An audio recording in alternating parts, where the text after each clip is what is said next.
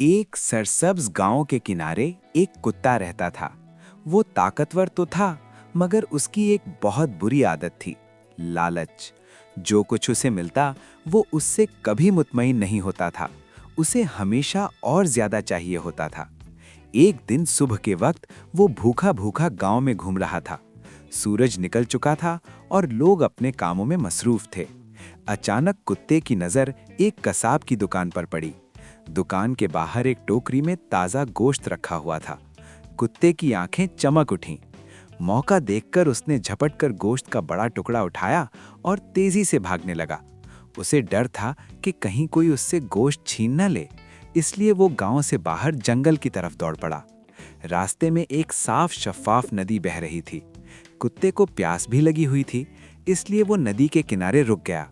जब वो पानी में झुका तो उसने एक और कुत्ते को देखा जिसके मुंह में भी गोश्त का टुकड़ा था। असल में वो उसकी अपनी ही परछाई थी, मगर लालच ने उसकी अक्ल छीन ली। कुत्ता सोचने लगा, इस कुत्ते के पास तो मुझसे भी ज्यादा बड़ा गोश्त है।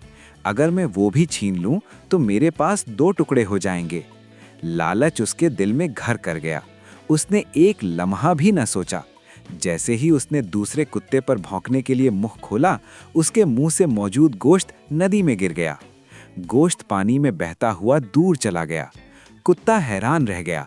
वो नदी के किनारे देर तक बैठा रहा, कभी पानी को देखता और कभी खुद को कोसता। अब उसे एहसास हुआ कि वो कितना लालची था। अगर वो शुक्रगुजार रहता तो कम से कम एक टुकड़ा तो उसके पास होता। शाम हो चुकी थी। कुत्ता थका हुआ और भूखा वापस जंगल की तरफ चल पड़ा। उसके दिल में एक ही बात गूंज रही थी, लालच ने मुझे सब कुछ छीन लिया। इस दिन के बाद कुत्ते ने अपनी आदत बदलने का फैसला किया। जो भी उसे मिलता वो उसी पर शुक्र अदा करता और दूसरों का हक नहीं मारता।